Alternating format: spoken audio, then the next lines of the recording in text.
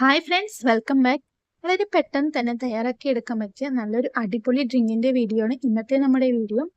ഈ ഡ്രിങ്ക് തയ്യാറാക്കാൻ വേണ്ടിയിട്ട് ഞാനിവിടെ കാഷ്യൂസും ബാദാമും അതേപോലെ തന്നെ ഈത്തപ്പഴമാണ് ഞാൻ എടുത്തിട്ടുള്ളത്. കാഷ്യൂസും ബാദാമും ആദ്യം തന്നെ ഞാൻ വെള്ളത്തിലിട്ട് വെച്ചിട്ട് 1 മണിക്കൂർ ആയിട്ടുണ്ട്. ഇനി നമുക്ക് ഈത്തപ്പഴം കൂടി നമുക്ക് വെള്ളത്തിലിട്ട് വെക്കാം. അതിനായിട്ട് ഞാൻ 10 അല്ലി ഈത്തപ്പഴം കുരുവൊക്കെ കളഞ്ഞിട്ട് വെള്ളം ഇതിലിട്ട് വെച്ചിട്ടുണ്ട്.